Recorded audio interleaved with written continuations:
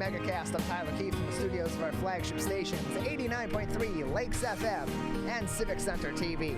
In addition, today, as always, we're on Birmingham area municipal access. Both of our television stations are on Comcast, Channel 15, and AT&T, Channel 99.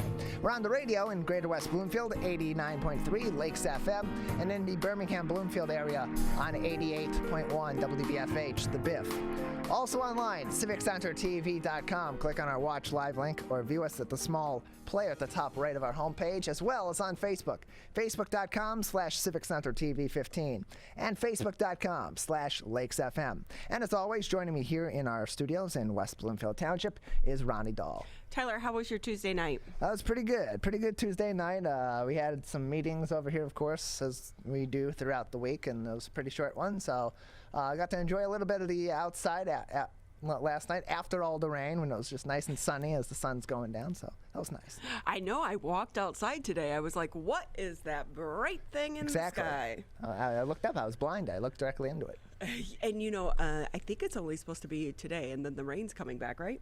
Yeah, I'm pretty sure. It's what's going to happen. So I'm thinking about playing hooky from some of my meetings this afternoon to be able to take my paddleboard out. Yeah. Because, I haven't been able to. I bought it a couple weeks ago, and I've only had it out once. And I figure today would probably be a good day because there shouldn't be any jet skiers on the lake this afternoon. Yeah. Unlike the weekends where the jet skiers are trying to throw everyone off their rafts, which I guess is maybe funny the first couple of times, and the rest of the times it's just mean. It is so mean. I will say last night I dodged the raindrops and went to Somerset Mall. Okay. I haven't been to the mall very often throughout this entire pandemic. And I had to go to the Apple store, which is always a dreaded thing.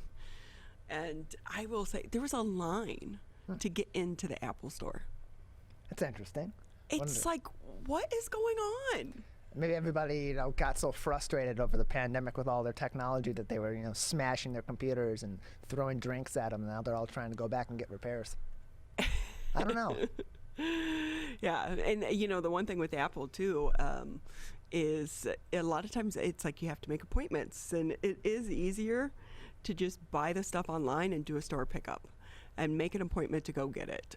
That way you can kind of dodge the line and dodge the questions and this, that, and the other. But I just could not believe the number of people in there. It was like, holy cow. Especially on a Tuesday night. It's kind of wild. Right? Jeez, I didn't know Tuesday was such a party night over there. Right? No new products coming out.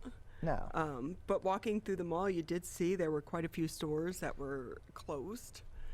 Some empty storefronts over there at Somerset. Mm-hmm. And when you go into the stores, not a lot of product. Yeah, a lot of those issues are still mounting. The supply chain issues, the staffing issues that maybe make it a little tougher to get the stocks, not to get the shelves restocked at regular pace. All of that's still very much a factor for a lot of these businesses. Yeah, usually July is a great time to shop some of the summer sales. Mm-hmm. But when you go in, the racks are pretty empty. Not a lot of choices left for the sales that are going on. So kind of takes the fun out of the summer sales. Yeah, a little bit, I guess. I'm not much of a shopper, so it doesn't really affect me too much. But I'm sure people that are going out and regularly shopping for the summer sales are a little disappointed. But then again, a lot of those products that would normally be on sale now, a lot of them were flying off the shelves earlier on in the pandemic, and so there's maybe not a lot of supply left of that material that would normally be on sale because it's out of season. And what a ding-dong I was. Uh-oh. Okay, everyone knows about the huge tanker crash on I-75. Yes. The video was insane. Yeah. That driver, the fact that he survived and with minor injuries, really is a miracle. I believe our Zoom producer, because that was on Monday, I believe our Zoom producer, Ryan, he was out at Motown Digital's office in Troy, the company that, of course, we work for. And he was out near there, and I could have sworn he sent me a video from when the traffic was stopped from I-75, seeing the smoke, or from the office seeing the smoke billowing up there in the Troy area, which it was visible from throughout the area. It was a big tanker crash. And that fire lasted for a while. I mean, MDOT's got that area of 75 closed to do a full-scale investigation into whether or not that portion of 75 is even safely drivable or needs to have significant repairs because of the fires, which I would imagine it would. That's, I would assume, a full tanker that's blown up on the highway, and it's a lot of fire sustaining itself for a lot of time. Yeah, I think Michigan State Police did tweet, though, that one lane is going to be open in one direction or something. But yeah, going to the mall last night and you totally forget about it. You know, but yet it's just habit. You go certain ways and you're like, I knew the road was closed here. Right. Why did I take this route? And, you know, it's just that you add that, and really, you couldn't have that accident on a stretch of 75 that wasn't just redone. Right. Right? I mean, hello, that was just redone. But what else? You have a 275 is, you know, shut down, portions of that for construction right now. It gets a little dicey trying to get around the city during some of the summer road construction. Yeah, no, it absolutely can be. And basically the rule should just be, if you're on any road that has a 75 in it, just stay away. Oh, and it happens every year this time. Oh, yeah. With the road construction. Of course, the tanker crash is a little bit of an exception, but... Sure, that doesn't happen every year. So, but even last weekend, 75 was closed down for the, from 8 Mile to Square Lake for the bridge demolition. Right. So... It's always something. Oh, always something, always something. And speaking of always something, I've been wondering about this as we've been going through the pandemic, and I think we have talked about it once or twice, but thousands of COVID-19 vaccines could expire before being used here in the state of Michigan. The state's supply of shots has surpassed the demand to the point of some unused doses heading toward expiration in the coming weeks. Michigan estimates that at least 240,000 doses of the J&J's single-shot vaccine will expire in the next 2 months. That's according to the Department of Health and Human Services. Additionally, health officials estimate about 45,000 doses of Moderna shot, 21,000 doses of Pfizer's will expire at the end of July. So to try to limit the waste of the vaccine, the spokesperson said that MDHHS is working with the U.S. Centers for Disease Control and Prevention to try to redistribute the vaccines to other states as well as large pharmacy chains within Michigan. They did recently send some of the J&J doses to Minnesota.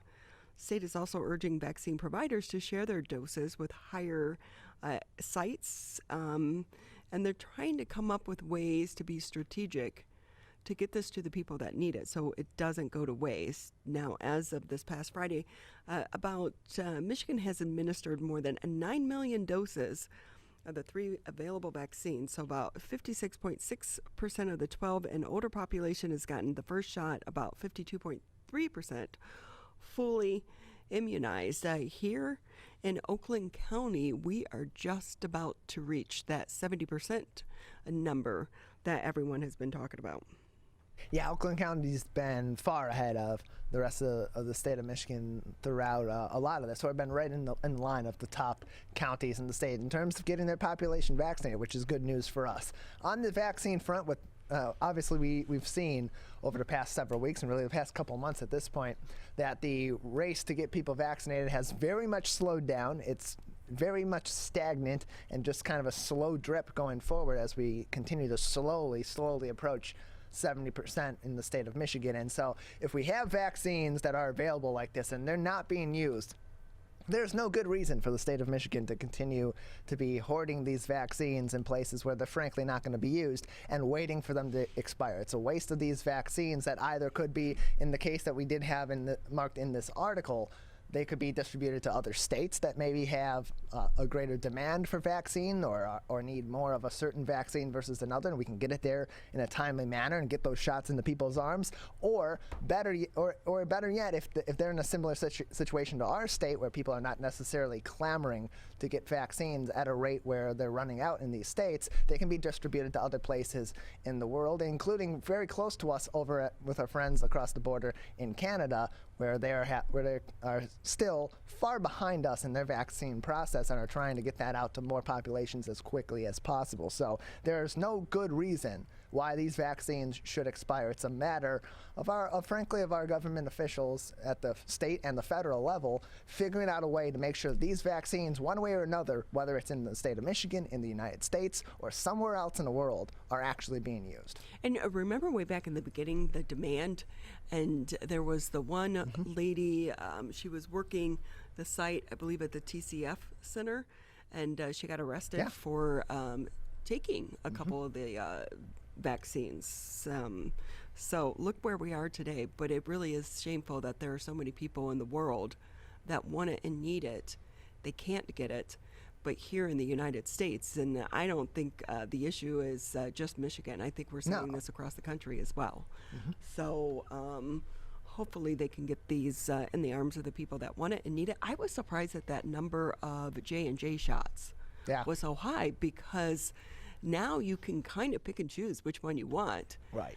And when you're looking at one dose over two, so you reach your, full immunity quicker, but also it's the old technology versus the new, scientific technology and trying to develop that vaccine. You would think more people would be comfortable with the one shot.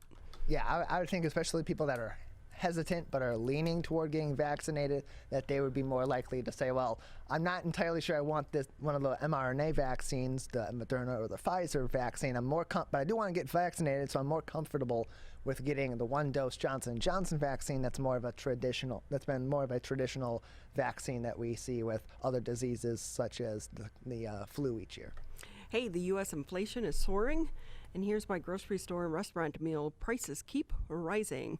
The Consumer Price Index, the U.S. key inflation measure, soared by 0.9% in June, the largest one-month increase in inflation measures in 13 years. The report from the Labor Department also noted that over the past year, prices went up 5.4%, the biggest jump in yearly inflation also in 13 years. And of course, much of the increase in prices is due to the rise in gas prices, which have increased way above the summer 2020 levels. The pandemic caused a sharp drop in the number of cars on the road last year, leading to lower oil prices. But now that the nation is slowly recovering from the pandemic and getting vaccinated, demand for travel is back, and so is the demand for oil and gas. Gas prices went up 45.1% compared to last year. That is crazy. Food prices also have increased over the past year by 2.4%, and prices for eating out at restaurants up 4.2%. Restaurants are reopening. They are having trouble attracting help, which has led to sign-on bonuses and higher wages. But the increased cost for the employees comes at a price to the customer, leading to higher prices for menu items. And economists and the White House expect this round of inflation to pass, but some central bank officials have conceded the inflation is stronger than they originally thought and anticipated. And I went to the grocery store the other day and I checked out. I was like, holy cow, the prices really have gone up. And the other issue, the shelves aren't stocked because they're having problems getting truck drivers to be able to restock the shelves. Yeah, there are mounting issues that could be combined factors into why these prices have gone up so high. Obviously, the biggest one, the biggest reasons would be among what you just said. The issue with getting people to be driving trucks, to be shipping these materials throughout the U.S. and getting them to ports to ship them throughout the world, which can, of course, cause slowdowns, increase demand, lower the supply. That's just basic economics 101. The prices are going to go up. On top of that, we've seen across the U.S., we've kind of gone from a situation where there were varying ways of lockdowns and precautions that were in place, and in a lot of places, those have gone away in a fairly short period of time. So we've gone from having a lot of people being at home, not going out as much, there not being as much traffic, not being as much necessarily need for constant restocking, to going back to what rates we were pretty much at before the pandemic, and that could be a quick transition, which then leads to higher demand with lower supply and these amounting issues. So I think it'll be really interesting for us to talk to an economist about this and really see, is this because of the reopenings and combined with the issues with keeping people employed and getting people back to work and the supply chain, or is this something that's more of a sustainable issue that we could then see this inflation continue to be in place for an extended period of time. Hey, Arts Beats and Eats Festival is going to be returning this summer, bigger and better. It's going to be back this Labor Day weekend after it was canceled in 2020 because of the pandemic. In 2019, the festival drew more than 343,000 people to downtown Royal Oak over the 4 days. Arts Beats and Eats is happening at full capacity this year, said the producer, John Witz. We got here because the majority of people in the county have gotten vaccinated, and it's really up to everyone to get vaccinated. He didn't release any names of the headlining acts, but he did promise to deliver on entertainment. Arts Beats and Eats has been in Royal Oak since about 2010, before it was in Pontiac. It's going on its 24th year, and this year there will be more than 200 performances on 9 different stages. The event also features, of course, the art show, food offerings, and food trucks. For the first time, though, the festival is eliminating the food and drink tickets for festival goers, which were not always popular for those who ended up with the unused tickets or ran out of tickets and had to wait in line to buy more. I hated getting those tickets, and one of the reasons why they're saying they're getting rid of the tickets is eliminate those additional touch points. So that's going to be a good thing coming out of the pandemic. And Arts Beats and Eats, always a great show. I'm excited to see who they are going to bring in for the musical act, but I do think we need to start a campaign to bring it back to Pontiac. Yeah, especially, I mean, that's where it was for all those years, and of course it had a big musical, the big musical element of that was down at the Phoenix Center, which of course was defunct for many years, but it's been revamped and is back in operation. So yeah, it'd be great to see it come back, come back to the city of Pontiac. And in the meantime, though, big show going on down there in Royal Oak, and good to see it back like we've seen with so many other traditions, not just locally here in Oakland County, but all throughout the state of Michigan and the U.S. start to come back this summer, which I think has been a pleasant surprise for a lot of people. As a reminder, you'll always be able to find the headlines. Just go to civiccentertv.com, click on coronavirus. There you'll see the headlines posted each and every morning. And at the top of the page, direct links to the various resources for you to do a little reading on your own, as well as, while we like to feel like we are emerging out of the pandemic, it is not over just yet. With that, we have a great lineup for you on this Wednesday, Hump Day, here in July. When we come back, we'll be talking with our good friend Tom Berman over at Nano Magic. This company, I don't know if you've checked out their website. Anyone out there, go to their website. They are so witty with their website and their wording and how they're trying to really get their messaging and their marketing across to the general public. So we'll be talking to Tom about that, and also how's it going for them as we emerge out of the pandemic. Also coming up in the 10 o'clock hour, we'll be speaking with the president and the CEO for the Detroit Historical Society. That's coming up next here on the Megacast. Can I ask you a question? Why did you get your kids vaccinated? It was hard for them to social distance, to be isolated from their friends. I want them to get back to school and sports games. So as a pediatrician, I recommend the vaccine to everyone I know. The boys lost a former teammate and classmate who was only 20 years old. It's been a devastating year. We want to get back to normalcy. Our daughter is really looking forward to being with her friends, being a kid. Can I ask you a question? Why did you get vaccinated? I'd like to go to these school dances and spring break to have fun. I want to be in person for college next semester. I want to get out of this pandemic. I wanted to protect the people around me. Why did you get vaccinated? Because I'm really looking forward to hanging out with my friends. I just want to go to a show, dance around, not have to worry about anything, feel like I'm free again. So we can not miss out on the best years of our life. How does marijuana affect the teen brain? Our brains are still developing into our 20s. With regular use, marijuana can affect teen brain development. It can affect our brain's circuitry and blood flow and impair thinking, learning, and memory function, which could hold us back from reaching our potential. Don't let marijuana mess with your brain. Get the facts at michigan.gov/drug-free.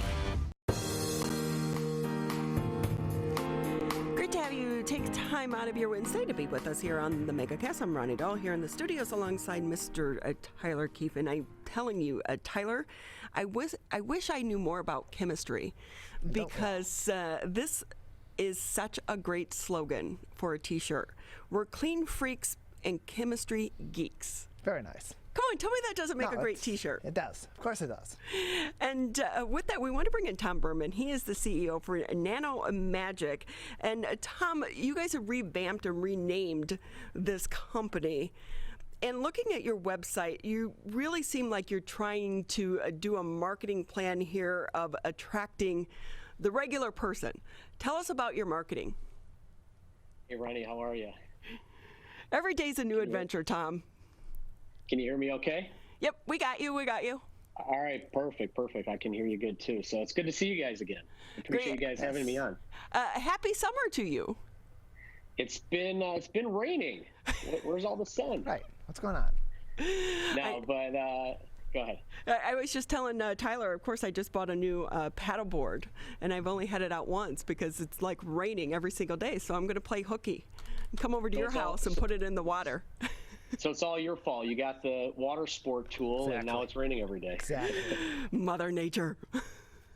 Yeah. So no, I appreciate you guys having me on again today. And you mentioned our marketing and what we're trying to accomplish here at Nano Magic, and we're having a lot of fun doing that. The last time I saw you, we were just in the process of settling into our new facility here in Madison Heights in Oakland County, and bringing on a new team.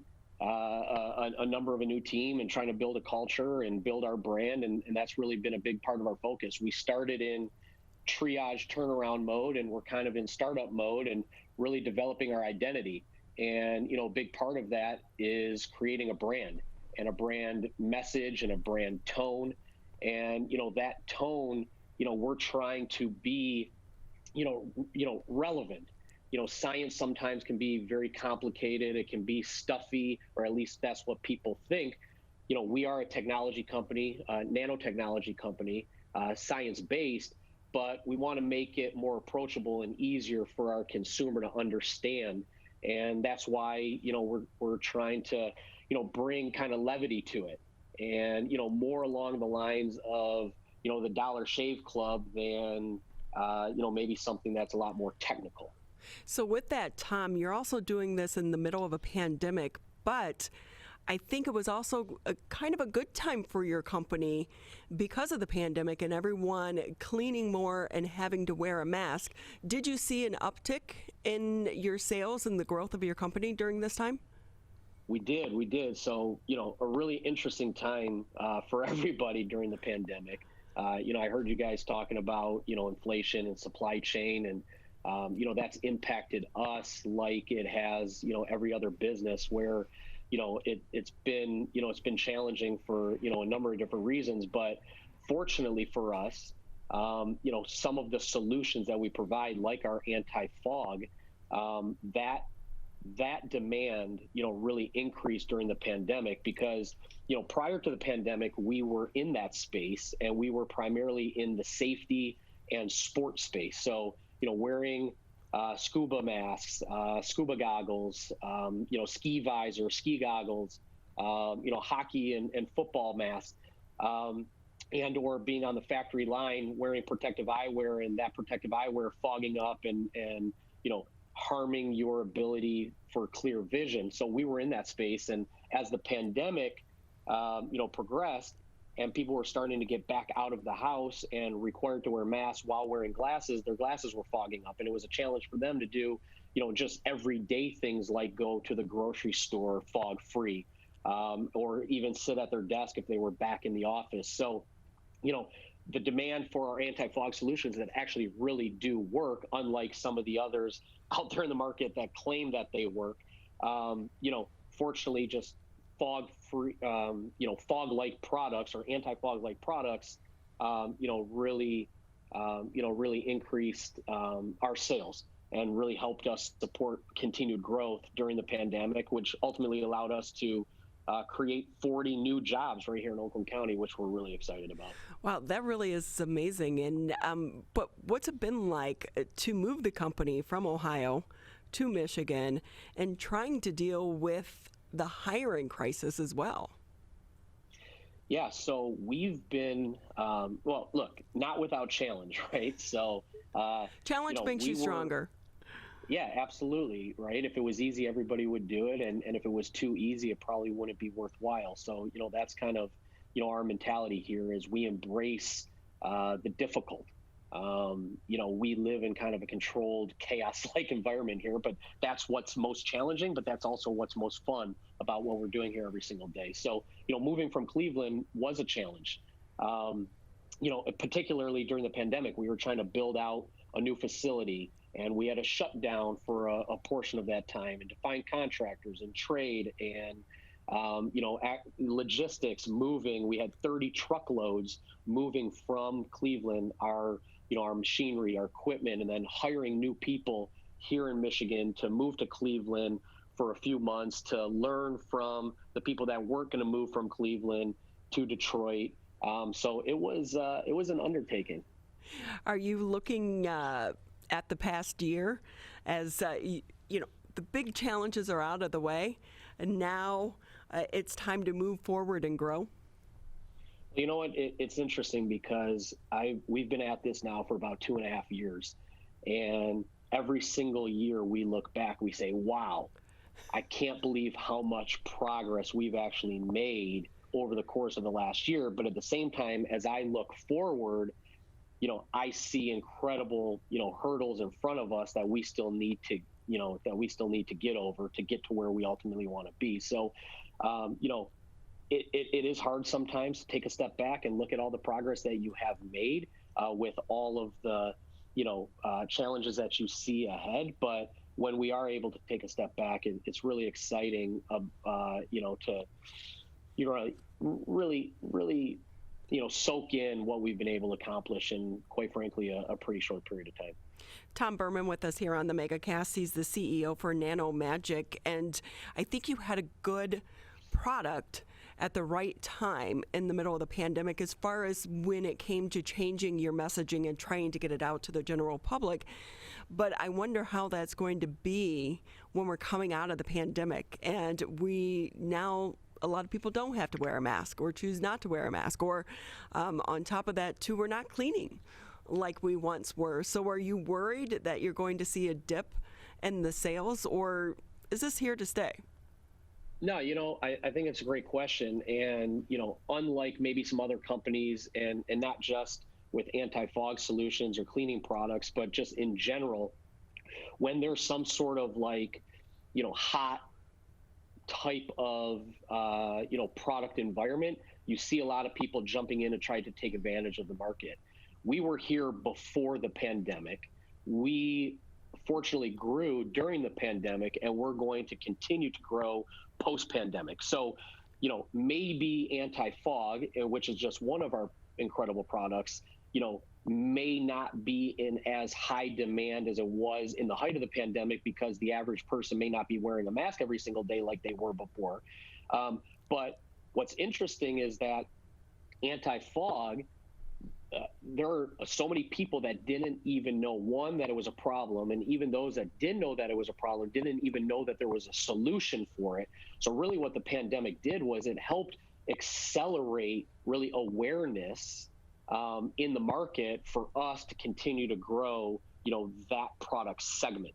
So you don't see us on Dick's Sporting Goods shelves yet, but you will. I believe that we are going to be everywhere, and we are going to be that brand with our lens cleaning solutions, our anti-fog solutions, our screen cleaning solutions, which is a huge emerging market. Your cell phone, believe it or not, is filthier, maybe 10 times filthier. There's some scientific studies out there than a public toilet seat. That's pretty gross, yep. Right? So, and the cleaning market alone is a $40 billion category. So very competitive category, but even if we can take a sliver of that, I think we're going to be doing a really good job. And then we're also launching into household, window and glass cleaning, all-purpose cleaning, getting into the automotive space. We create these nano coatings that are like invisible force field-like layers to keep surfaces cleaner, longer, easier to clean, and scratch and abrasion resistant. So think of like a Rain-X on steroids for your windshield.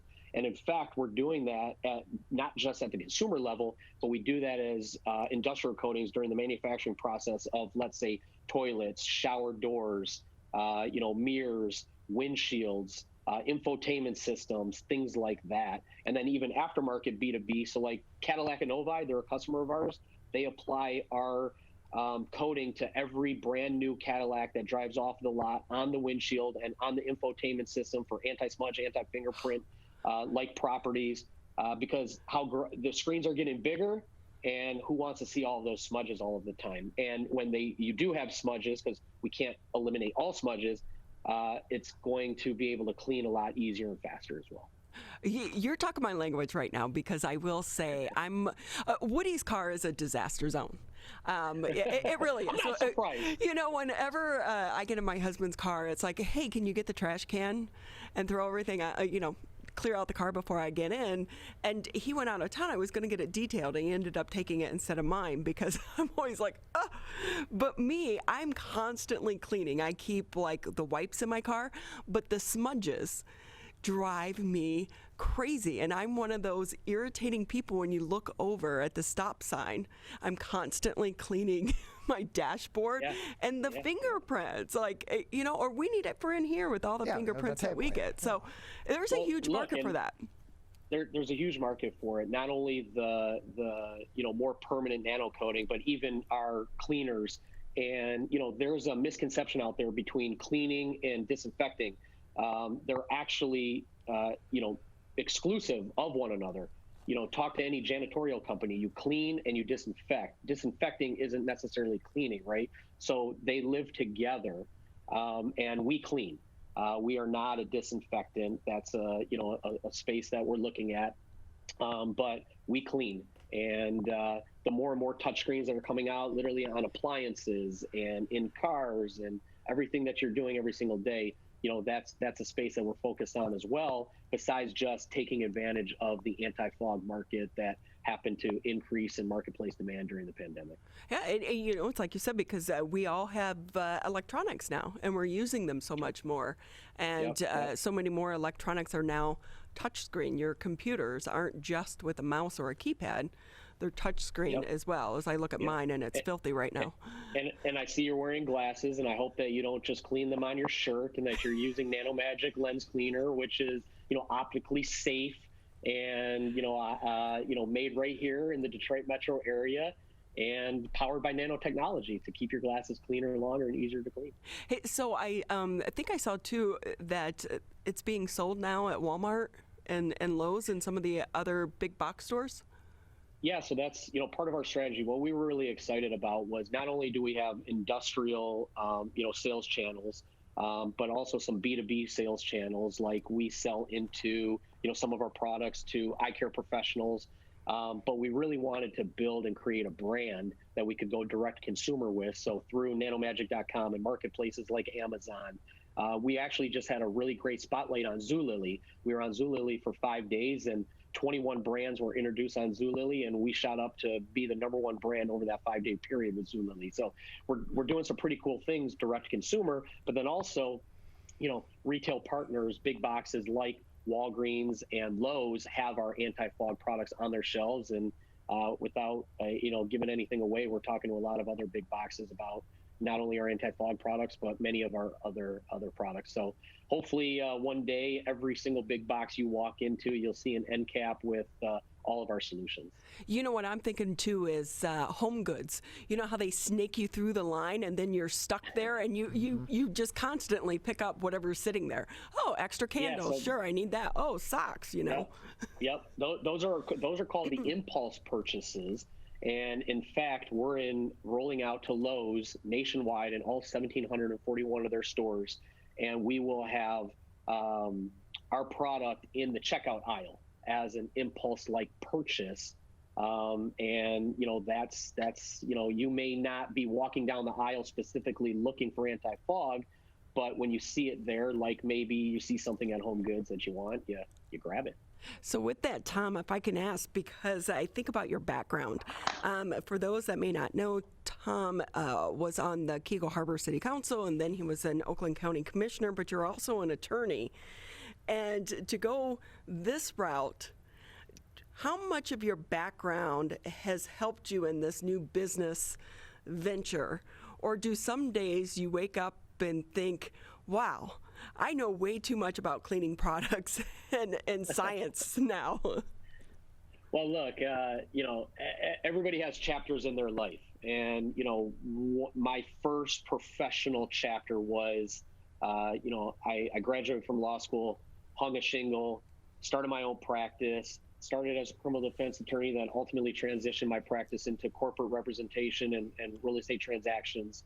And that really helped build a foundation to think differently, better understand, just the world in general from a legal basis perspective. And representing other businesses, I realized that I was more of an entrepreneur at heart and wanted to, not just represent the business, but I wanted to help build the business. And that's when I ended up going in-house and served as the CEO's right-hand man for many years. We did some really cool things, and that's really where I kind of cut my teeth to feel good about having the opportunity to go off on my own.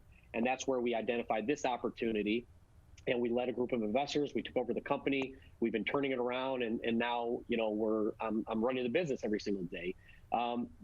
With respect to chemistry, I'm not a chemist. I have learned a lot more through osmosis probably than I ever thought that I would know. So my 10th grade chemistry teachers may or may not be proud of me right now. But it's exciting. But business is business. I mean, oftentimes you see the CEO of maybe Coca-Cola becomes the CEO of Disney, right? It doesn't necessarily, matter that he doesn't know the chemistry behind Coke. But it's about running a business. So with that, Tom, too, I think it's great that you brought it back here locally, and you're hiring local people as well.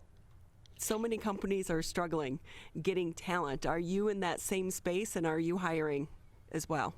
Yeah, we are hiring. We've hired 40 people in the last 6+ months. I probably would hire, well, not probably, we have job openings now. Particularly where it's really been toughest is at our production associate level.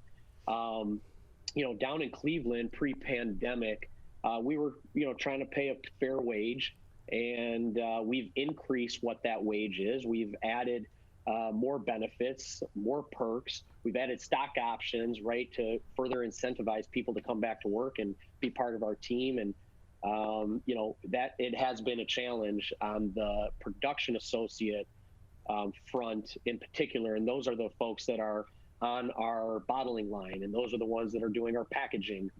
But we're also seeing challenges in, some other more administrative office-like work too. But fortunately, I think we've been really lucky to find some, really talented people that want to work and want to do something special and to make an impact and be part of the brand and the culture that we're building here. So I think we have a lot to offer. And I think fortunately, because of that, we've been able to find some really great talent to, sign on and be part of the team. Well, it's like you said, it's a culture, and just from your website, you can tell that you're building a team that is not your typical office or, business team. It looks like you guys have a lot of fun as well. We do. We work hard, and oftentimes we play harder, and we're actually all really excited. We're taking the team out to the Tigers game next week, and those types of outings. We have a catered lunch today. We're bringing in Chicken Shack for the whole team. We give team updates. We give, we have a gym here on site. We have a lounge, team lounge with, arcade games and a ping pong table and, big screen TV. So, we just try to have fun and enjoy each other while we're also, working hard and trying to build a company. Yeah, I had a friend who worked for Google, and they realized that, a lot of the perks kept the employees because in the long run it was cheaper than trying to constantly rehire and retrain people. But also you wanted to make it an engaging and fun place to go to work because we spend so much time at our workplaces. Well, and that's the key, right? You probably spend more time at work and with your work colleagues than maybe your own home and or your family. So, we want you to enjoy what you do. We want to enjoy where you're doing it and the people that you're doing it with. And we think that we will ultimately get more production and performance, out of the team if all three of those things are aligned. Tom Berman with us here on the Megacast. He's the CEO for Nano Magic. And Tom, we so appreciate your time and good luck. I will say I see Nano Magic all over the place on social media. So the great marketing plan, and it seems to be working. And I'll look for it at Lowe's and pick it up. I'll be an impulse person. That's me. Well, I appreciate you guys having me, and follow us, like us at Purple Nano Magic on all the different social media platforms. Check us out at nanomagic.com. And I'm going to leave you with this. I actually just got these. These are blue light blocking glasses, purple. Friend of mine over at Gamer Advantage provided them to me, and I just treated it before we got on, and I'm going to show you how our anti-fog works real quick. So I have this steamer here that I just turned on. Okay. We treated one side of the lens, not the other. I'm going to throw it in the steam, and which side do you think is steamed up and which isn't? Wow. It's pretty clear. It works. Wow, that is really amazing.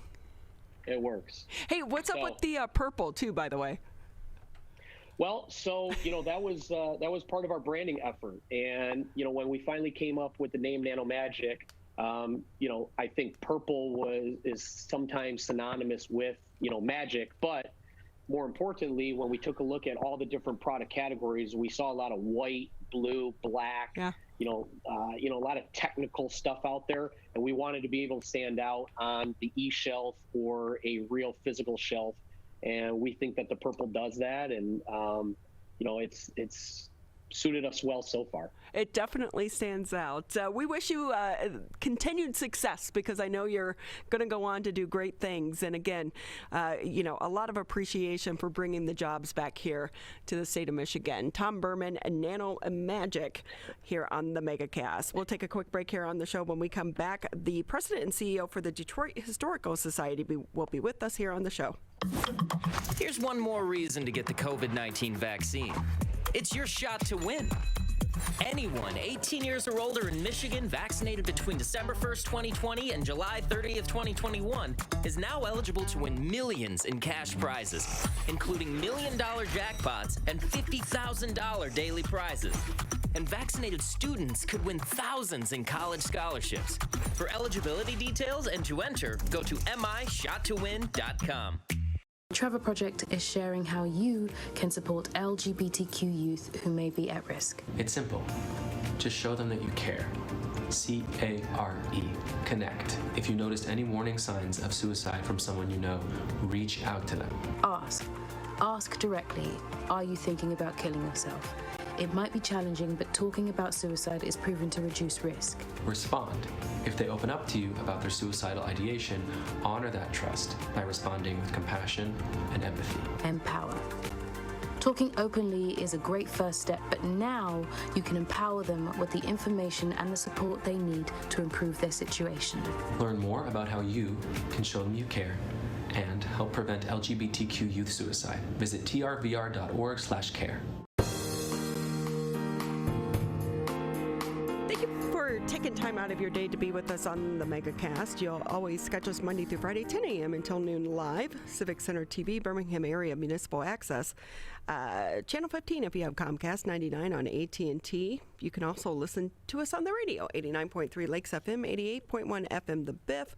Or you'll find us on Facebook, where we live stream today's edition of the show. For so many people, it's an exciting time to be able to get back to some of the fun things that we like to do. And I don't know about you, Tyler, but one of the coolest places, and it really is a gym for all of us here in Metro Detroit, is to go to the Detroit Museum. I mean, it just, like, you get lost in history. It's incredible. And, I think for some of us, we forget it's right in our backyard. We think about going to D.C. to take advantage of all of those museums. But why not just take a trip? Is it up Woodward? Down Woodward. Yeah. Up Woodward. It's somewhere.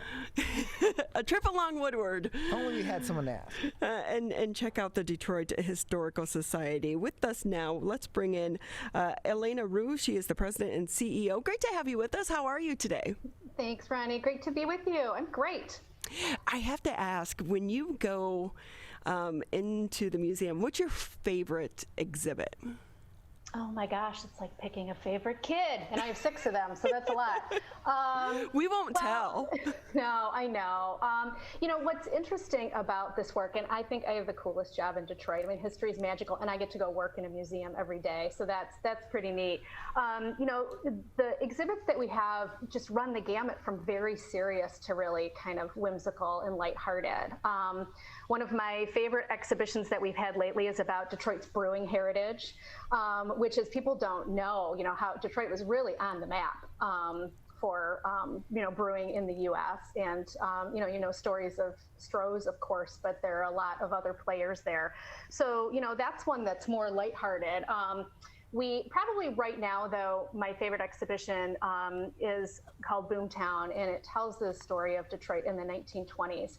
And, you know, so often museums cover the story of the, you know, the big business moguls and the icons. And we've taken a different approach to this exhibit, and it focuses on stories of 20 people who were like the everyman in Detroit. I love that.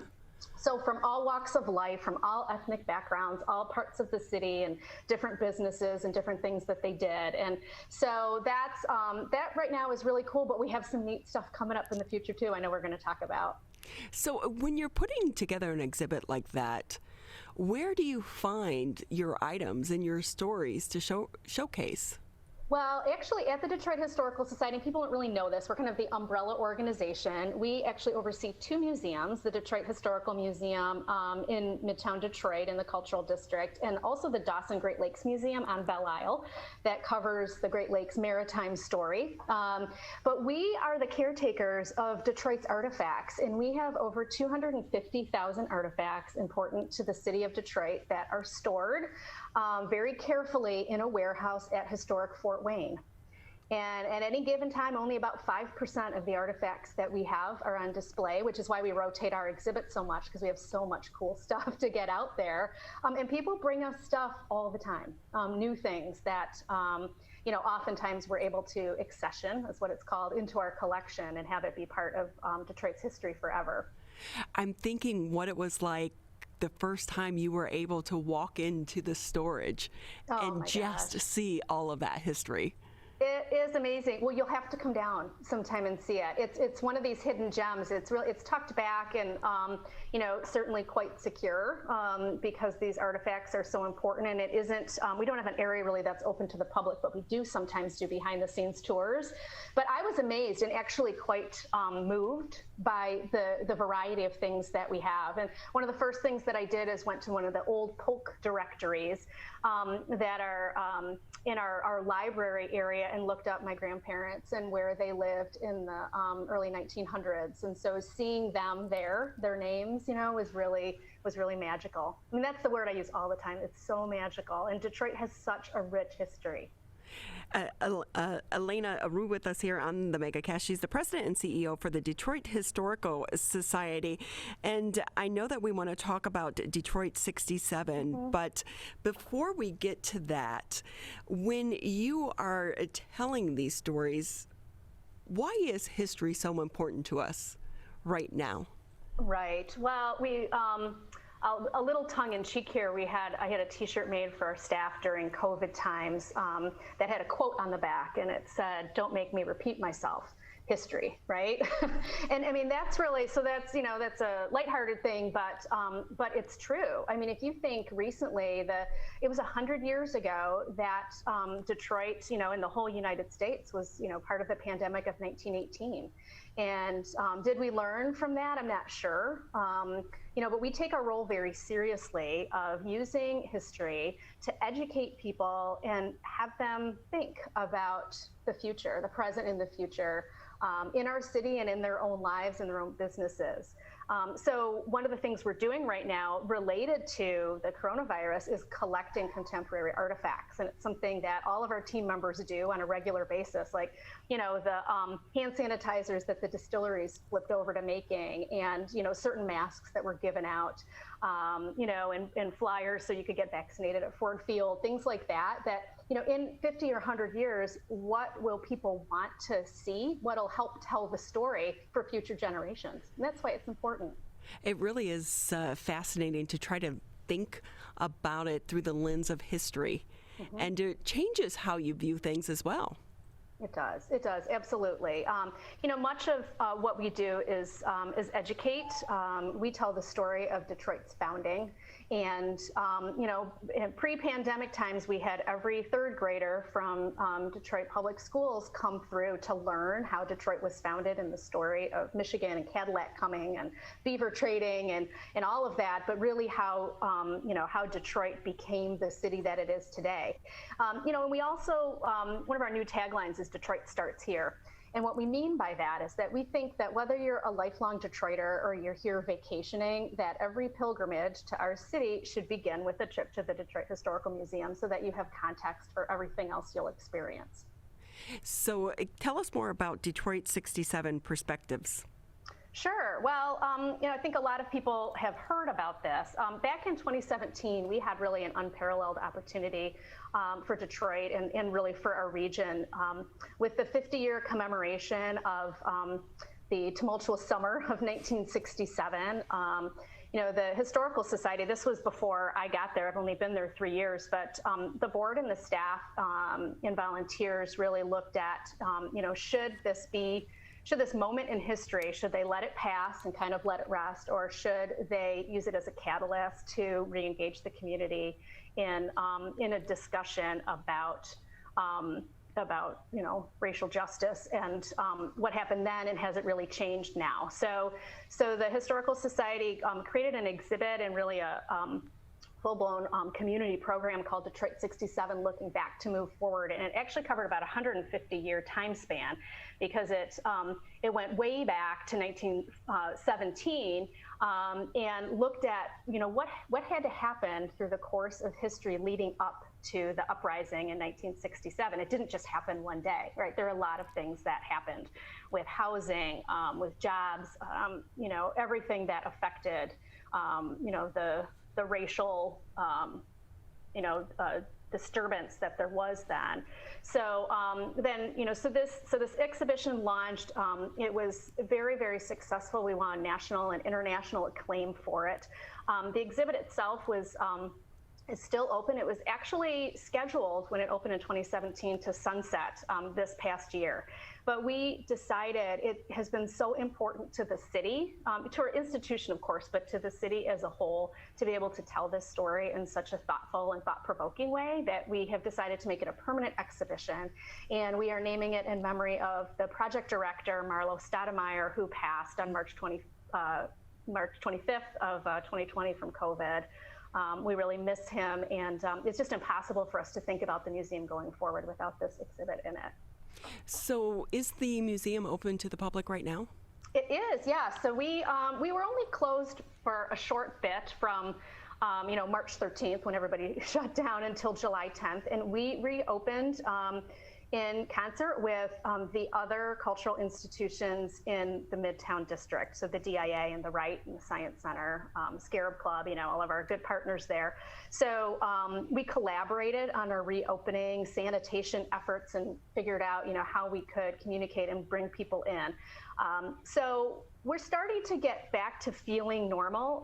We reopened our doors in July and hardly anybody was coming. When you think about last summer, we still weren't really doing anything. But we were open and we kind of kept a skeleton crew and visitors would come in and we had all the protocols in place, which, most of them still exist, just kind of following the state guidelines. But, that's kind of the main point I was excited to make today, is just please come see us. We missed having people. We have so many new things that are happening. And if you haven't been in a long time, or if you haven't been ever, we really invite people to come and visit and learn more about our city. I think about the museums as well throughout the pandemic, and you mentioned cleaning. Were you faced with unique challenges when it came to cleaning because you didn't want to damage some of the artifacts that you have there?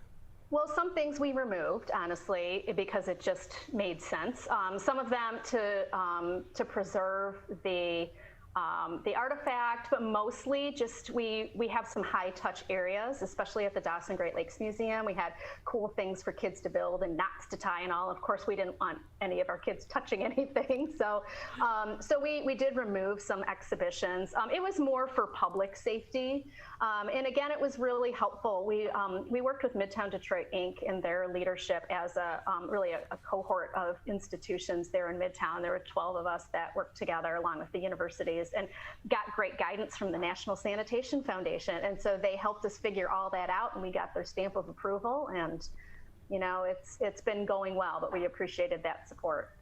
So I know that part of the funding comes through memberships. Are they up or are they down right now? Well, they're up, actually, and I just have to thank all of our members, old and new. You know, we certainly understood, and we still do during this time, that really, you know, social service issues have to be the top funding priority for everybody. There are still people that don't have jobs, and, you know, you think about it, we're not providing those life-saving services. But I think that when things started to get back to normal, and we all had been holed up for such a while, people really craved the opportunity, you know, like you said in your intro, Ronnie, you know, to just like go out and see something, just go somewhere that you knew was safe. And we know that museums are one of the most trusted institutions in the world because we deal in facts. And so I think people trusted that we also would, you know, do the right thing as far as cleanliness and all of that. So, yeah, so far so good. And so what are the hours that you're open to the public? We are open Thursday, Friday, Saturday, 10 to 5, and Sunday, 1 to 5. And the Dawson Great Lakes Museum on Belle Isle is open Friday, Saturday, and Sunday, 10 to 5. So do people, I know some organizations are having people buy tickets online prior to coming to try to minimize crowds?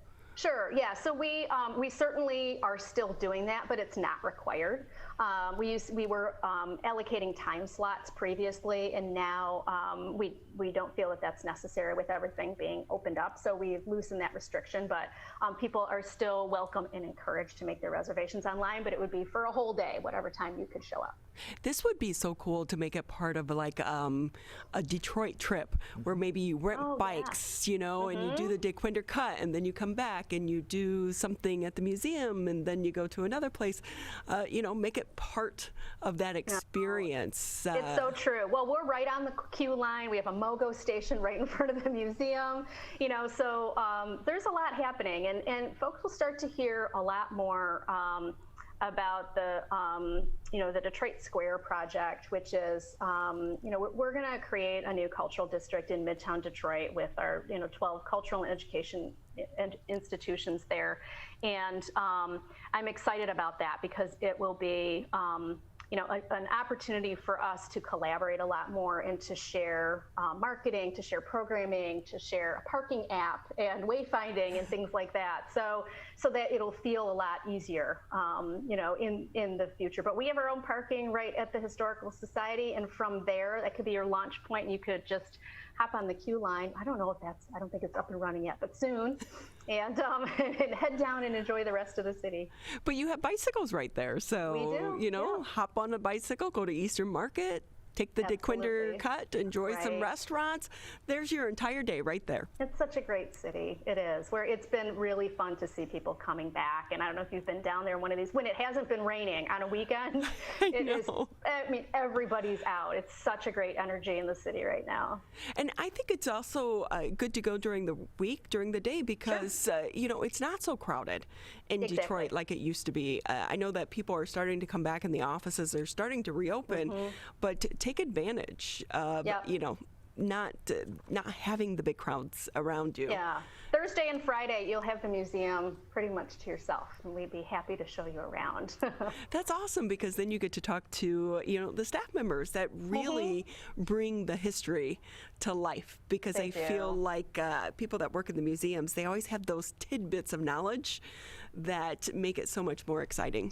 Well, every person that does tours or works with the public on the floor with us has different stories. And so, I like to spend time when I'm in the museum following a different docent around, and I always learn new things. It's endless.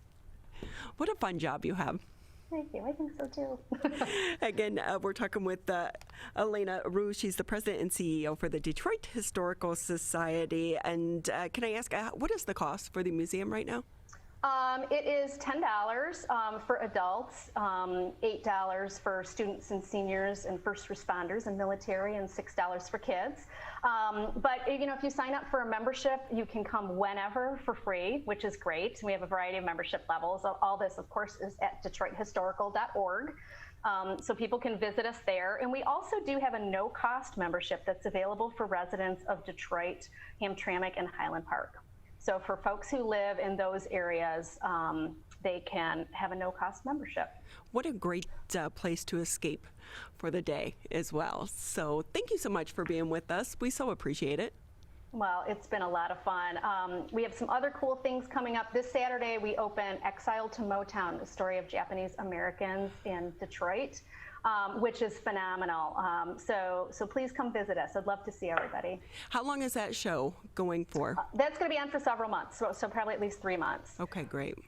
Well, thank you so much, and please keep us informed and let us know of the new things going on. And everyone, please take time, go downtown, support local. We're not out of the pandemic just yet, but support the institutions that make us unique as well, and that includes the Historical Society.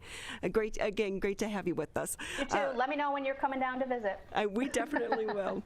You're listening to 89.3 WBLD Orchard Lake, 88.1 WBFH Bloomfield Hills. We'll take a break and a lot to get to in the second hour of the Megacast. To Sophia and Gabriel, even though these old knees can't follow on your adventure to the forest today, these flowers represent my love. These stitches and threads join us together. And wherever you see a flower, a bird, a beautiful tree, know that my love is with you. Make the forest part of your story at a park near you. Find one at discovertheforest.org. People are getting out to walk and bike in higher numbers. More vulnerable road users and higher speed traffic can be a dangerous combination. Crash severity has increased, so if you're driving, be sure to slow down and look for people. There's no need to speed. If you're biking, ride with traffic. If you're walking, avoid stepping into the road if possible. If you have to walk in the street, walk facing traffic. Learn more at walkbikedrivesafe.org.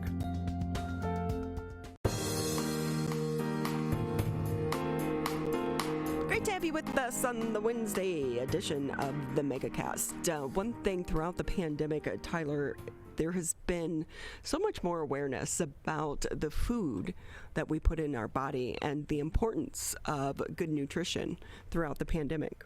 Yeah, a lot of people, especially early on as they got into other hobbies such as cooking and baking for their families, took a greater interest as well in things like health and fitness, and that often all goes and coincides together. And so people wanted to learn more about how they can eat healthier, how they can make a healthier lifestyle, so that after this pandemic, with all this thought about public health and individual health, that people can make efforts to create a stronger lifestyle for themselves. Yeah, food really is medicine, and what you put into your body is so important. We want to bring in Daniel Corrigan. He's the co-owner of Smidge. Great to have you with us, Daniel. How are you today? I'm doing fantastic. How are you? I'm great. Tell us more about Smidge. First, how'd you come up with the name? It's interesting. Yep. So really our philosophy of our nutritional supplements is different than others. A lot of times you'll see on the shelf, mega dose, mega this. And so we're all about putting the body, our philosophy is different in the sense that we want to put the body into balance. And so you just need a smidge of certain nutrients to kind of help support the body. So our goal is to help people create optimal health by putting themselves into balance. That really is pretty creative. And so with that too, how did you come to develop this company? Sure. Yeah. So my health deteriorated when I was in my 20s. I should probably have been at the top of my game, right? And my health kept going down and down and down. And went to doctors, holistic practitioners, went to all these different people. And what I came up with, the conclusion was I had to take control of my own health. And so that was kind of like, I have to do something. I can't go somewhere else and, have them solve my problem for me. And so what happened was I started looking more closely at doing more research and taking, like you said in the beginning, food is medicine. And so that's a huge part of everything is eating properly, getting the best sources, having a variety of healthy foods. But then what I found was in the marketplace, it's really a minefield out there in terms of different types of supplements. There's really low cost, low quality supplements, and it's just really hard for everybody to make sense of it all.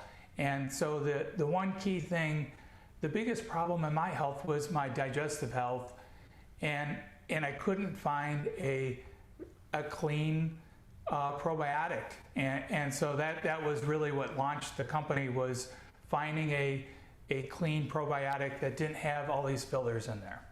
And that's great to know, because I think it's so confusing for people, myself included, when you go to the drugstore and it's just, bottle after bottle after bottle after bottle. And how do you know what you're actually getting in the products? Because, and correct me if I'm wrong, are supplements, they're not regulated by the FDA? Yeah, so, there are different guidelines that we have to adhere to. But yeah, there's very loose regulation, and so it's on the consumer to sort this out, and it is very hard to do, and so that's why I set out to create high quality, pure supplements, and then kind of do the work for the people is to rest assured that you can trust these products. And so with that, we're in the middle of a pandemic, and people really are starting to pay more attention to the food that they're putting in their bodies. But on top of that, we're hearing so much more that word probiotic and gut health. Do you think the pandemic has helped bring awareness to the importance of gut health? Oh, for sure. So we launched our probiotic. Our original supplement was the probiotic, like I said. We launched that in 2010. And if you asked 10 people what a probiotic was, maybe 2 out of 10 people knew, right? And so there's been more and more awareness, and so that's where we want to reach more people. People are more educated, and that's our favorite customer, the customer that really understands and can really grasp the value of these products. And so yes, the pandemic has brought great awareness to taking care of ourselves, whether it's growing your own food, reaching out to local farmers, to paying more attention to the supplements that you do take. So when it comes to supplements, which one should a person take? That's a great question. So what's interesting, most people, when they turn to supplements, they're looking to solve a problem. Everybody wants a magic bullet. So whether you're going to a doctor or a naturopath or any type of practitioner, it's like, I want the magic pill to solve all my problems, right? And I would like one of those, by the way. So that's human nature, right? And so again, our philosophy is, food is thy medicine, and so you really do need to pay attention to diet, eat right. And then the other thing is, you've heard the saying, you are what you eat. And there's a little nuance there. We kind of view it as you are what you digest. And so if you have taken other medication in the past, or maybe you didn't eat a healthy diet your whole life, there are times where people have gut health issues, right? And so they can manifest in different ways, or maybe you're not just absorbing all the nutrients, right? So here you are, let's say post-pandemic or during the pandemic, you want to eat healthier, you're going to spend extra money on organic or local or fresh, real food versus box packaged food, right? And then you want to maximize the value of that food, right? So how do you maximize the nutrients that you're already taking in? And so our approach is the probiotics will help, reset the gut. And then also we have digestive enzymes that helps break down the different nutrients in the food. So some foods are harder to digest for some people. And so if we can focus on the gut first, then you can maximize what you're eating. And then after that, the other component is, the reality of the situation is there are some nutrients that are just really, hard to get in today's world. And so we do have a few other key nutrients that are maybe hard to get in the diet, or maybe that people don't like to eat certain foods, so they're missing. For example, when I grew up, fortunately or unfortunately, depending how you look at it, my mom would feed us liver, and that was not my favorite meal, but she did that on a regular basis. And liver is this powerhouse of nutrients, and so one of our supplements, I look at it as a multivitamin, multimineral, basically is encapsulated, freeze-dried liver, and it has vitamins and minerals, so it has like all these nutrients. But I can tell you now, I don't know anybody that eats liver nowadays. That is true. I remember growing up, and it was like liver and onions. That was the meal, and I don't remember the last time anyone even mentioned eating liver for dinner. You're not seeing that on social media.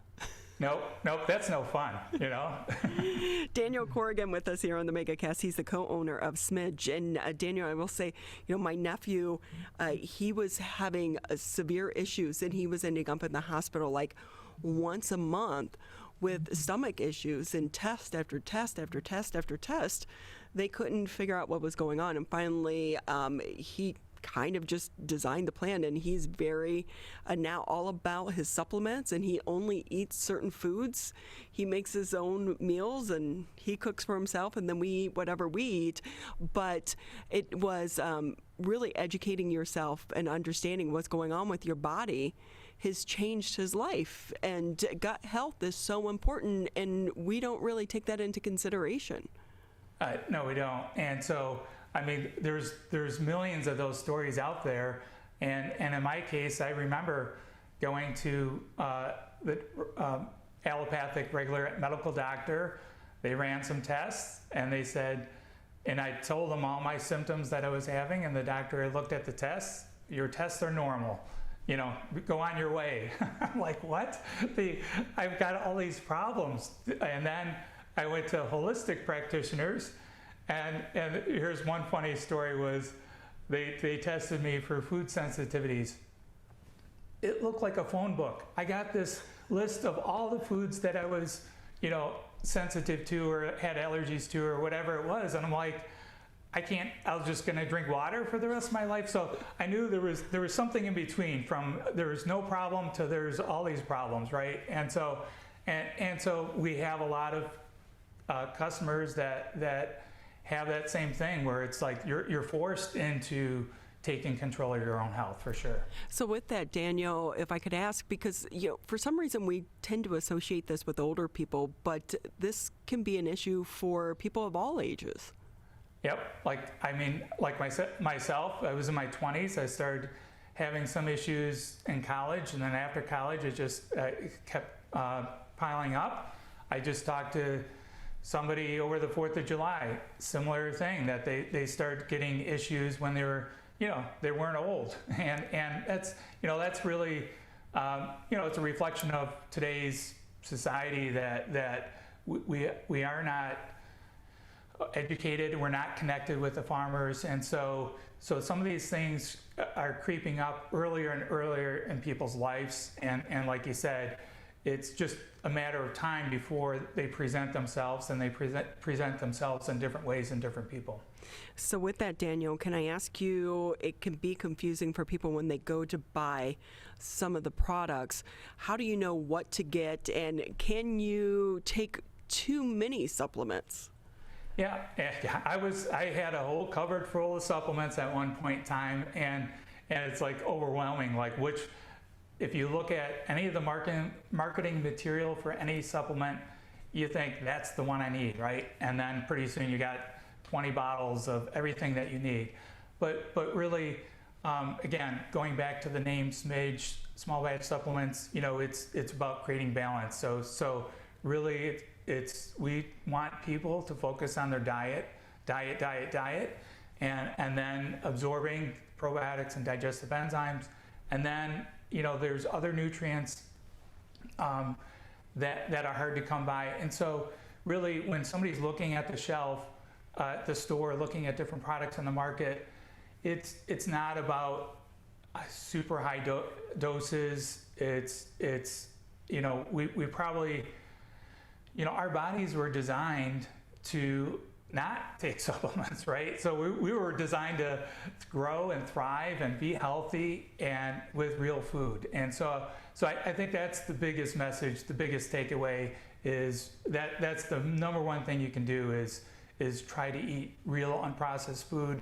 And then when it comes to how do you find out what you're missing, it's you can do tests, but some of it it's very nuanced and it's very hard to, because if you do a standard test, it might say, hey, you're low in this, but everything has to be in balance. And so we're all about balance. So the caution is don't take mega doses, and really you shouldn't take one group of people will say, I'll just take a multivitamin, but that can be in balance too. So it's really, it's almost, it's kind of pay attention to the diet, pay attention to gut health, and then maybe add some other things after that. So with that, again, we're talking with Daniel Corrigan. He's the co-owner of Smidge. And with that, can I ask you, what's the supply chain been like for you? And where do you get your supplies to make these supplements? Yeah, so the supply chain is with COVID, obviously it's disrupted. So little things like the lid that goes on the bottle. We've got the bottle, but we don't have the lid. Or we've got, so there's been dynamics like nonstop, and they still continue. So that's challenging to run a business when you're always, it's like playing smack the mole or whatever. You're just like solve one problem, a new problem pops up with regards to the supply chain. And so some of our things are manufactured here in the U.S., but other things like for our vitamin C, the richest natural food source of vitamin C is something called cockatoo plum, and that's grown in Australia. So we have that. We work with the farmers in Australia and have that product shipped. It's manufactured there, dried. Basically, it's dried cockatoo plum. And so the difference between that and, let's say, a store-bought vitamin C, a store-bought vitamin C might have ascorbic acid, which is just one component.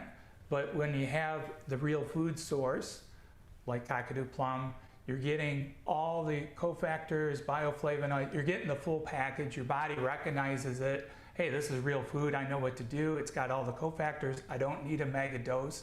I don't need 10 times the USRDA. So there are certain nutrients that we'll find across the globe where the richest natural source of a nutrient is, and work directly with the people that manufacture it in that country and import it over here and package it here in the U.S. Again, we're talking with Daniel Corrigan. He's the co-owner of Smidge. It's a small batch, all-natural nutritional supplement company based out of Southfield. And Daniel, how can people find more about your products? Is this just sold online, or are you in stores? Yep. So we're primarily online, and so we do. So we have practitioners across the U.S. and across the globe, actually, that will carry our products in their practice. But for most people, the best way to order or to find more information and look into it is go to our website, getsmidge.com, GETSMIDGE.com, getsmidge.com. And one of the things that makes us unique is like you said, if you go to the store, you look at the supermarket shelf, and if you're at a high-quality health food store, there's some knowledgeable people on staff. But if you're at a supermarket, or if you go online, I mean, you can buy a million different supplements online. You don't know what to do, and there's nobody to talk to. And if you go to our website, getsmidge.com, we have people, you can do online chat, email, phone call. We're there to support you, answer any questions. You know, if you have questions about your diet, your gut, which ones should you take? Because there is some individuality to it. We're here to help you. We have a naturopathic doctor on staff. We have a great customer support team. And so that's what one of the features that makes us different is we're here to help you hold your hand. That's great to know. Again, Daniel Corrigan with us here on the Megacast. We so appreciate your time. Thank you so much. Glad to be here. And let's hope the awareness stays post-pandemic, but then also the supply chain issues are resolved sooner rather than later. For sure. Again, you can find out more about their product at getsmidge.com. We'll take a quick break here on the Megacast. When we come back, we're going to be talking about costumes. That's next here on the Megacast. One of the things you can look for in your friends is a change in behavior. These can be big changes, they can be small changes in mood, physical appearance. They may be sleeping less or sleeping more, drinking more, or their eating patterns may be different. One big change that can be pretty obvious is change in motivation. Do they no longer want to play basketball? Do they no longer want to play video games?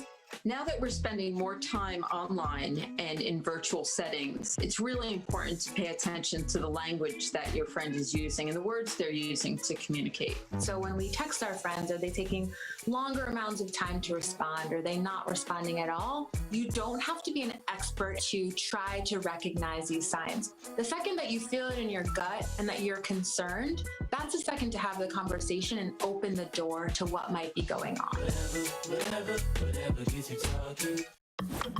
Here's one more reason to get the COVID-19 vaccine. It's your shot to win. Anyone 18 years or older in Michigan vaccinated between December 1st, 2020 and July 30th, 2021 is now eligible to win millions in cash prizes, including $1 million jackpots and $50,000 daily prizes. And vaccinated students could win thousands in college scholarships.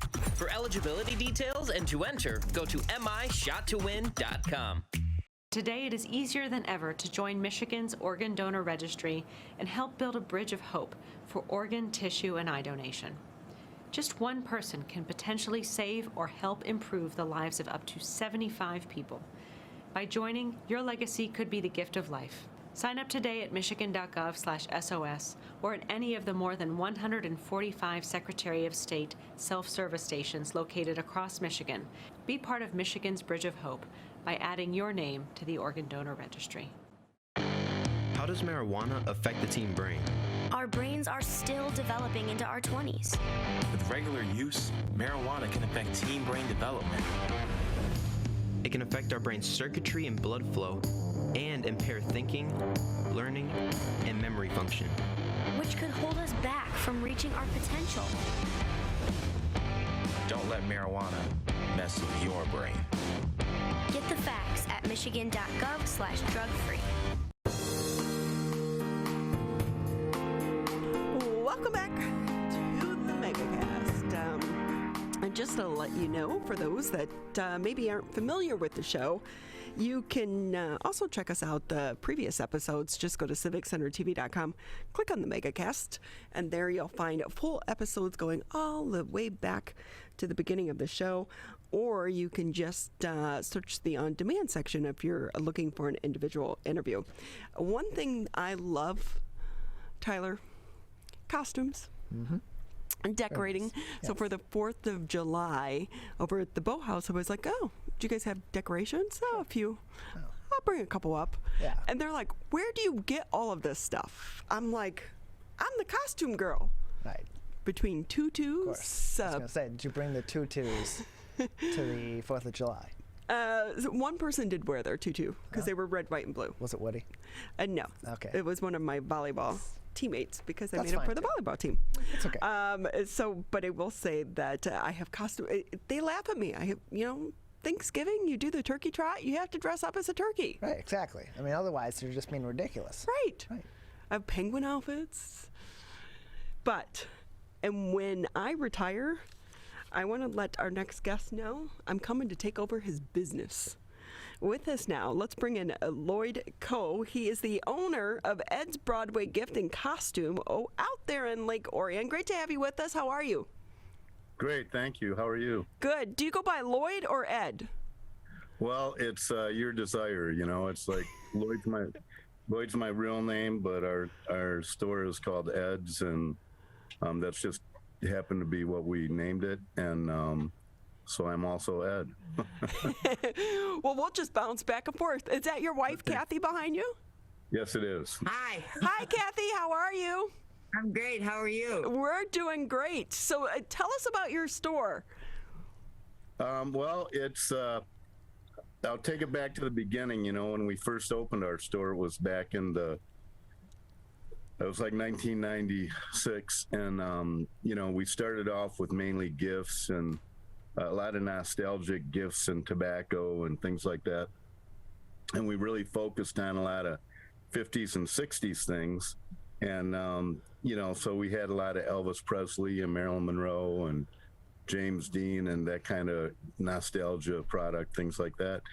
And then we, as the year went on, we saw that, people wanted Elvis costumes and Elvis wigs all the time and so forth.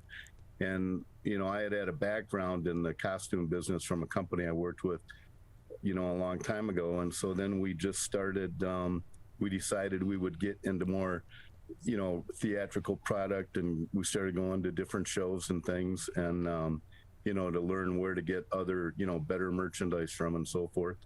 And then it just kind of took off and grew from there.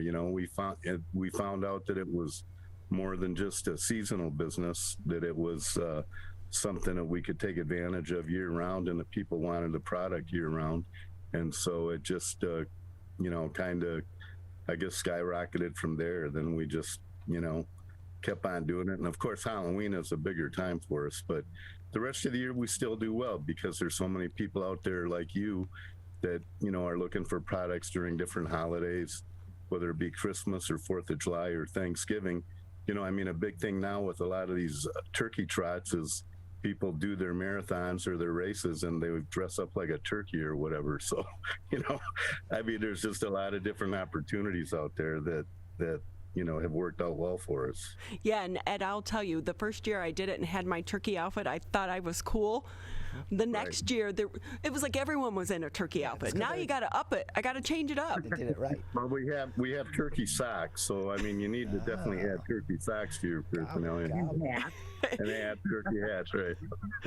So, Kathy, let me ask you, what's your favorite holiday to celebrate? Well, I like them all. Of course, Halloween is a wonderful time for us. Easter is wonderful. We do the large Easter bunny rentals. We do dresses for the girls, things like that. We do a lot of custom things here. Christmas is always wonderful because of Santa and Mrs. Claus and all the biblical type costumes, things like that. A lot of people will come in and they want something specific. So we work with them, and we've never been able not to fill it. Is that correct, Lloyd? Yeah, I think we pretty much can help everyone out with one thing or another, So we pretty much, everybody's happy generally when they walk out of here. They're happy when they come in. It's a fun store, If you don't like to laugh, then don't come in. It's like you would just get to play all day.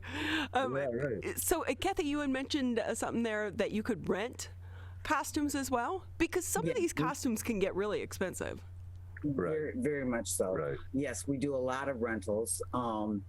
We do a lot of custom. I do keep a sewing machine here, and then at my home office, I have one there also. So different times of the year, our production level with sewing things and making things, it's pretty large. So, and I have other people that are available also if we get overloaded. So yeah, it's a lot of fun. It's definitely a creative place to be. What's the favorite costume? One thing that we do also, that we kick off the Halloween season with the zombie walk in September. And, we picked up on the idea several years ago, and Kathy, and I talked about a birthday party for me. And then we said, well, let's do a zombie walk. Okay. So, and people talked about bringing us gifts and things like that. And we said, no, if you want to make a donation to the Lake Orion Christmas Parade group, that would be great. So we started doing that 7 years ago, and we help raise money for the Orion Area Parade Group when we do this zombie walk. It's always the third Saturday in September, and it's a lot of fun. People come here dressed up like a zombie, otherwise they can't be in it. And then or we turn them into a zombie. We have a face painter here that will help people, and then we go around to different restaurants and bars, and we end up at the local American Legion at the end of the night. So what's it been like for the two of you to keep the doors open in the middle of the pandemic, and with the competition coming from online as well? Well, we had a feeling when all of this started back really in January, we started making face masks. We just had that gut feeling. And so by the time it really escalated and they started shutting things down, we had face masks. And we did quite a few donations. I worked with different hospitals. If you were an American Legion member, if you were a veteran, we gave them to our veterans. So we did a lot of donations with it, but we also, that's how we really kept our doors open. We did face masks, the protective face masks. So my daughter and I worked really from probably 6 a.m. till 3 p.m, almost for a good month. Yeah. Working on these things. It was pretty major, and as soon as we'd get them done, they'd be gone the next day. So that's really how we stayed alive during the pandemic. And in our online stuff, of course, contributed to a lot of that. So we sold online for several years. We mainly with an eBay store, but we've done that for 6 or 7 years or something like that. So we've always had an online presence, but it's been more, where we're selling out of state and out of the country more so than locally online. Although you can go online to our eBay store and find, a lot of the products on there. But we have so much merchandise, or we have so many types of costumes in our stores that it's really difficult to put every single item online. And not only that, you still have to control your inventory, so you can't have 20 pieces of each type of product, otherwise you'd get killed with inventory. But not only that, not everybody wants to be the same thing, right? So if you go to a Halloween party, the last thing you want to do is be the same thing as someone else. So, or whatever. So, That is so true.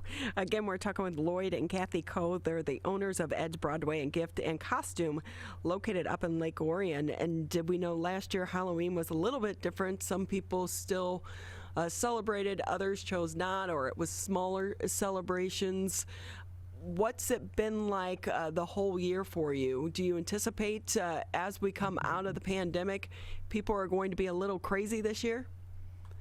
Well, yeah, but actually Halloween this past year was pretty successful for us. Really? There was a lot of home parties. And when I mean home, it would be family parties. So they really themed them themselves, and they would, call us or come in and grab their costumes. We did a lot more rentals this year, which was interesting for me because, you know, we got to be careful. We got to sterilize them and, you know, do all that. So that was a lot of work because we keep them in bags for a week and then we launder them and disinfect them and all that.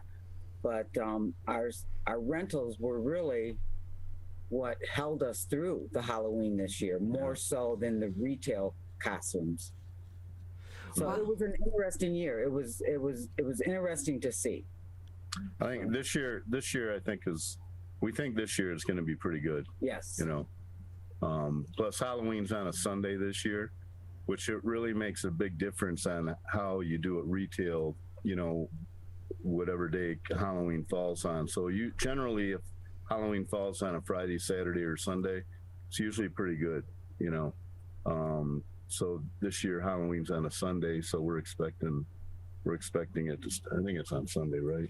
I don't know. Yeah, I think it's on I haven't Sunday. got that far this year yet. But anyways, I'm pretty sure it's on Sunday. But you know, Sunday and Monday are usually also good, but Friday, Saturday, and Sunday are the best.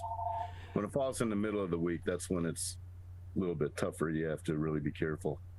So with that too, Lloyd, if I can ask you, as we start to hopefully emerge from the pandemic, get back to life as we once knew it, what have been some of the most creative costumes that you have come up with? You mean for this year, you're saying? Or? Yeah. Like, do you follow the trends and the headlines and what's happening, or we do. Do you stick with the classics? Yeah, I mean, the classics are always the best, you know. I mean, like pirates and, you know, 80s themes and 70s and 50s themes and clowns and... Scream. Scream's never lost it. Yeah, Scream. I mean, there's certain costumes that, you know, Frankenstein, all that kind of stuff, the Flintstones, the Addams Family, those are all good standby costumes that are always really good. But after that, you know, everybody wants to be creative. So, you know, if the president is in the news for some reason, then, you know, everybody's going to want to be whoever the president is.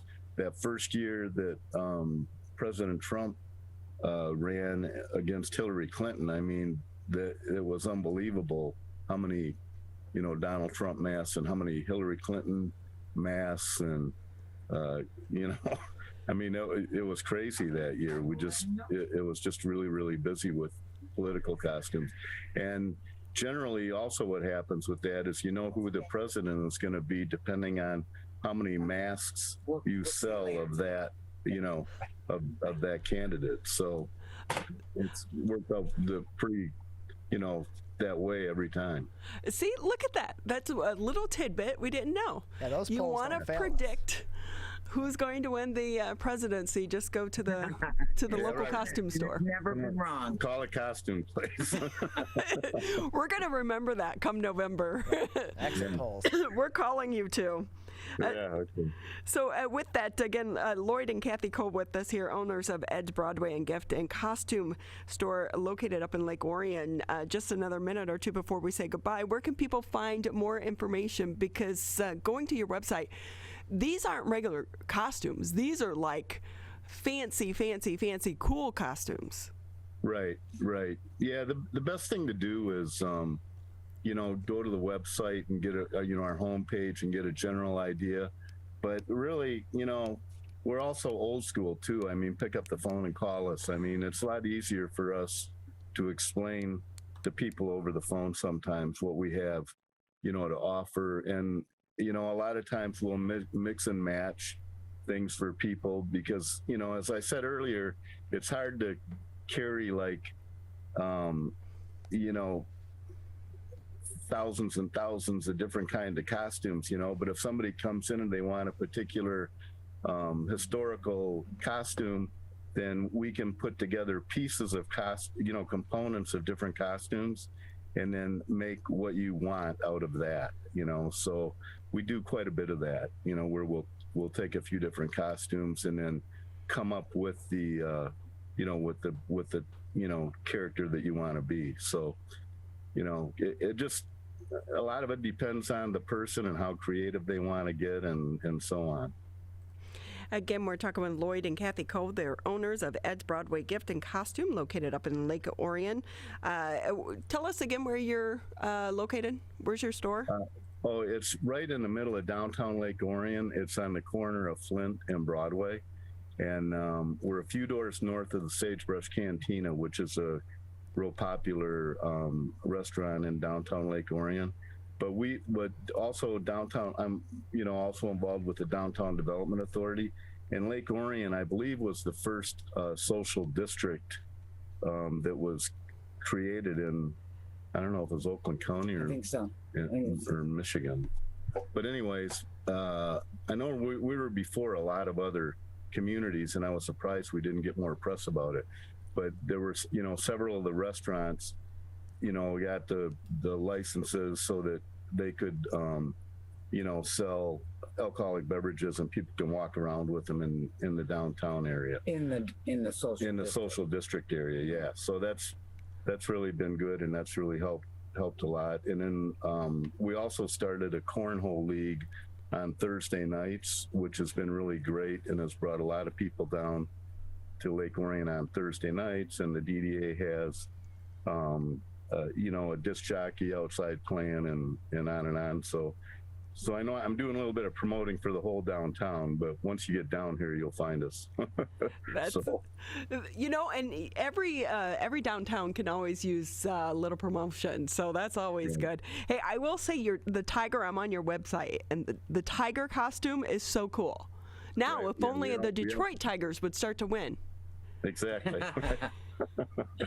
Actually, that's kind of funny. I brought a 1967 banner in today for the Tigers. Oh, my goodness gracious. Well, it's been great talking with the two of you. We wish you continued success, and we look forward to maybe having you back on around Halloween. Yeah. Okay, sounds good. Thank you very But much. we need you dressed up. That's right. Yes, we can do that. We can do that. Well, thank you again for being with us, and we wish you a happy summer. Sure. You need to come out here and do a walkthrough. Yeah, do a walkthrough and just hang out. Yeah, but do it in your do it in your turkey costume, Ronnie. Yeah.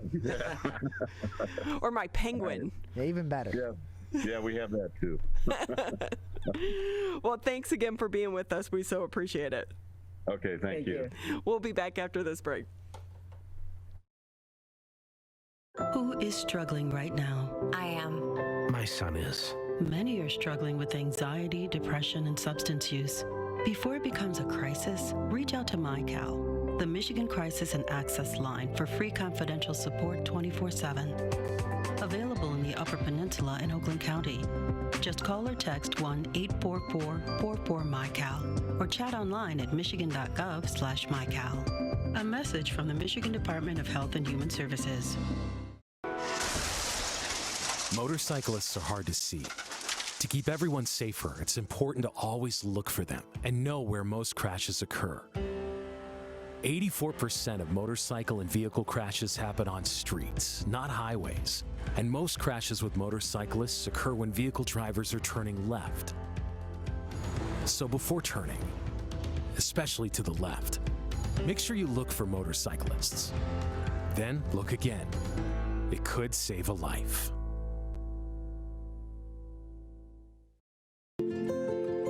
To Sophia and Gabriel. Even though these old knees can't follow on your adventure to the forest today, these flowers represent my love. These stitches and threads join us together. And wherever you see a flower, a bird, a beautiful tree, know that my love is with you. Make the forest part of your story at a park near you. Find one at discovertheforest.org. Just about 15 minutes left here in the Wednesday edition of the Megacast. And, you've been seeing throughout downtown prior to the pandemic, over in the Campus Martius area, they were having this area set up for people to go and take pictures, and really it's like selfie backgrounds. Yeah. It's all about the picture right now. Of course. It's all about the Instagram post. But our next guest, she's taken it a step further by creating the Good Day Selfie Museum in Ferndale. Let's bring in Catherine Tolbert Wilson. She is the owner of the Selfie Museum. Great to have you with us. Hi, hello. So, like, you're young. You're a recent college graduate? Yes, I am. Yep, just last May, I actually graduated from Central Michigan University. Well, congratulations on graduating, especially crazy last year, right? Crazy last year. I got through it, though. That's all that matters, yeah. Yeah, once you get that degree, no one's asking you, right. Right. What were your grades? No, hey, doesn't matter. Here's my diploma. Exactly, right. So with that, what was your degree in? So I majored in interior design and I minored in business administration. So I kind of pulled all of that together, and then with my born with creativity, I created the Good Day Selfie Museum. So how did you bring this all together to make it actually happen? Yeah, so from the beginning, me and my mom, whenever we go out of town, we love to find like the nearest museum. And then 3 years ago, we went to New York and we found the Color Factory that's in Soho, New York. And then so that's a selfie museum. At first it was a pop-up shop, a pop-up museum, but now they're like stationed in New York. And then from there, like as soon as I left and we went back to the hotel, I had such an amazing time. I'm like, we need to bring something like that to Michigan. We need to have something fun like that here. Because when I was in there, I just got lost in the space and I took amazing pictures in there. So having a place that I can make for other people to take pictures and myself as well was amazing. So with that, it's like you said, we've had a few of them here in Detroit, but they were just the pop-up locations down in the downtown Detroit area. So yeah, how did you come about finding a location and then coming up with the designs as well, the backdrop? Yeah. So we are located in Ferndale, and I actually went to Ferndale High School. I graduated from Ferndale High School. So I was already familiar with the area. I was already like going there with my friends. And then so when we were really trying to make our motto, and our motto is just in our name, we want people to have a good day when they leave our space. So when they're in there, we want them to have a good day. No matter how they're feeling coming in, we want them to leave out. And Ferndale is a very inclusive, a very welcoming, fun area to be in. And since our motto is we want people of all ages, religions, sexual orientations, whatever you are, we want you to come in and feel comfortable. And so that's why we chose Ferndale for it. And as far as creating like the different rooms and the themes, we went with, like I said before, we really strive for like making people feel welcome, and we want to push positivity, and we have a lot of affirmations, and our rooms are designed around affirmations. For example, we have a basketball room that has like an actual basketball hoop on the wall, as well as like some iconic basketball pictures of the NBA players. And we came up with that for you miss every shot you don't take. So it's like those quotes, but you bring it back to the selfie setup. So with that, too, again, we're talking with Catherine Tolbert Wilson. She's the owner of the Good Day Selfie Museum in Ferndale. When did you open your doors? So we open on Friday, actually. July 16th, we open. So how's it been? I mean, it's only a few days, but has the response been pretty positive? Oh, we haven't opened yet. We opened up this coming up Friday. Oh, this coming Friday. Yeah, this coming Friday. So we're like a sneak peek for people. Ooh. Yeah. That tells you how crazy my days have been. Mm-hmm. I don't even know what day it is. Oh, you're fine. I haven't had a full night's sleep in a week now since. Oh, trust me. I've been there. And you're like, wait, what day is it? I'm lucky if I just remember what day of the week it is. Forget about the dates. Honestly. So are you a little nervous? I'm a little bit nervous and excited. Like it's all bunched together. I'm just ready for everyone to see what I've created. And I spent so many years putting in like the work trying to put together the perfect rooms. Like ever since I left New York 3 years ago, I went back home, I started jotting down room ideas, and then from there I've been narrowing it down. Some stuck, some didn't, and so just being able to see it finally come into life, and me being able to stand in the museum, just look at all these ideas that was just ideas 3 years ago, is crazy to me. So I'm a little bit nervous and excited, but more excited. And with that as well, because you did just graduate, but I love that you took something that you experienced and you made it happen. What advice would you give to others thinking about opening a business right now? I would definitely say patience is key. Patience is the ultimate key in wanting to pursue your dreams, as well as being able to be okay with no sometimes, and knowing that there is a yes at the end of all of those no's.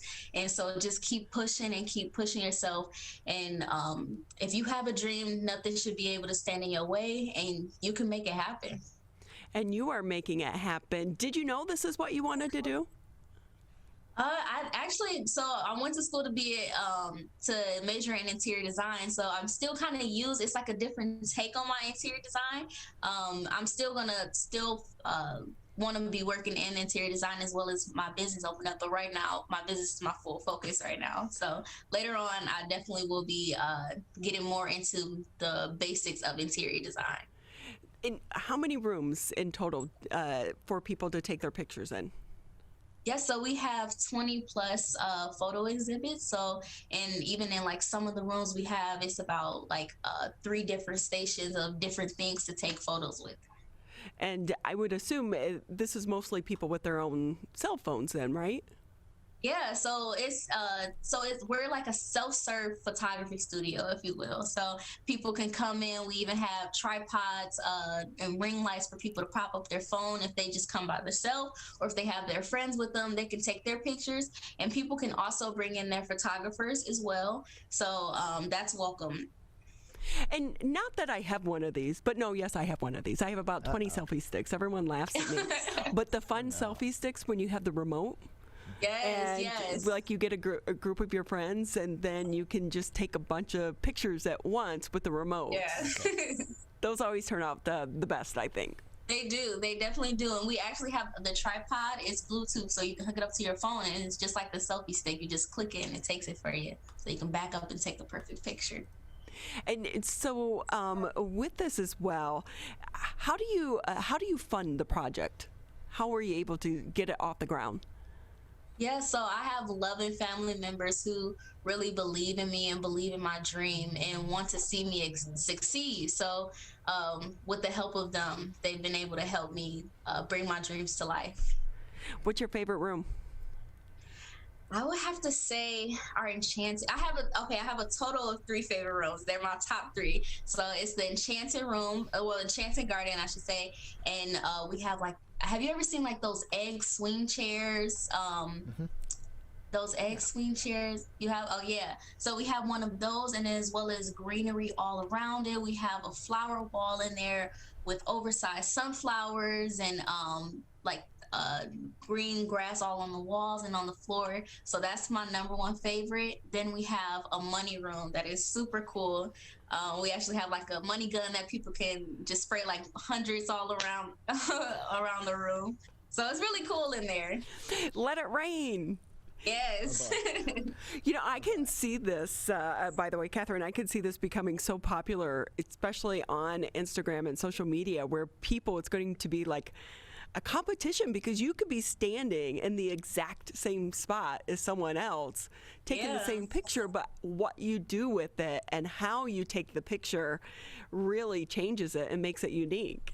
Yeah, because we even have in one of our rooms, our disco room, we have a disco room that has a guitar prop. We have a microphone stand and a seat. We even have a DJ booth with a turntable. So people are able to move and pick up these props and move it to different areas of the room. So you can, like you said, customize it and make it your own. So even though it's the same setup, you can switch the angle, switch the prop, and make it your own. So I have to ask, because we all know those people that are selfie challenged. Mm-hmm. Do you help them or give them tips and tricks on how to pose? Definitely, if someone needs help, I can definitely come over and help you take like the right angle so you can get the right angle for that perfect picture. So we definitely would love to help anybody who needs help with their angles. People laugh at me all the time, but years of being a reporter and everyone taking pictures with you, then you just grab the phone. Oh, no, let me take it. Yeah, please. Because I have really long arms, so my arms are like selfie sticks. That's what you tell me. But then that way I can control the picture. Don't take it. Exactly. Wow, right? Like, come on, you angle and you shoot up, you know. Yep. You gotta get that perfect angle. Right. And so many people haven't figured that out yet. Terrible. Yeah, no. So again, we're talking with Catherine Tolbert Wilson. She's the owner of Good Day Selfie Museum in Ferndale. It's going to be opening up this Friday. So how is it going to work? Because we are still in the middle of a pandemic. Will people need to buy tickets? And, and some people, too, are still wearing a mask. Yeah, so we have it as we only allow, so people pay $28 per hour. So we have hour time slots. And between those hours, we have a 30-minute dedicated cleaning time. So we go through and we wipe down all the touch surfaces. We disinfect everything. We have hand sanitizer in there for people. And so people can come in throughout that hour. They pay online. We prefer people to pay online, but if it's people walking down the street and want to come in, and if it's spots available, because we let in 20 people per time slot, so if it's a spot available, they can come in, but if not, we can reschedule for a later time that day or a later day. Is this the only one in Michigan that you're aware of? No, there are actually a couple other ones in Michigan too. Yeah. But none as great as yours. No, none as great as mine. Well, you have just the cutest smile, and you can tell that you are a very positive person. So it's great that you're able to get this up and going. How can people find out more information? Do you have a website? And I would imagine you have social media as well. Yeah, so you can go book a ticket at www.gooddaymuseum.com, and as well as follow us on TikTok, Facebook, and Instagram at Good Day Selfie Museum Good Day Selfie Museum. See, TikTok, I'm old, Catherine, so I always forget about TikTok. Yeah, that's a new one for me too, trust me. My sister, she got me on that one. And so I'm sure that you're okay with people shooting video. Along with shooting pictures and stuff. Yeah, people can definitely come in and shoot videos. If people want to rent out the space, and if there wants to be like private shoots, people want to do like a birthday shoot or something, people are able to contact us and at gooddayselfiemuseum@gmail.com. If you want to book that space, we can talk about all of that. And you can bring in a photographer, videographer, a group of friends, and just come and have fun. Well, we'll have to have you back on after you've been open for a little bit, but also we'll try to figure out a way that you can walk us through the museum so we can see some of your backgrounds. I would love to do that. Yeah. Catherine Tolbert Wilson with us here on the Megacast. She's the owner of the soon-to-open Good Day Selfie Museum in Ferndale. Thank you so much for your time. Thank you so much. It was wonderful being here. Well, we wish you the best of luck, and what a fun spot. Tyler, you're not a selfie guy, are you? No. The Catherine, we knew that. He's not a selfie guy. People don't need to see this face any more than they have to. No, they do. They definitely do need to see that face. Nice. Everyone needs to see each other's face. Right. You just need to go to the museum, and you need a cool backdrop instead of the green backdrop. Yeah. This striping back here is not doing any favors for us. Well, we got a money wall waiting just for you. Wonderful. See, look at that. And when you talk about affirmations, too, surround yourself with money. Of course. Exactly. I like that, Catherine. Again, thank you, and we wish you the best of luck. Thank you. What a tough time, Tyler, to try to open up a business.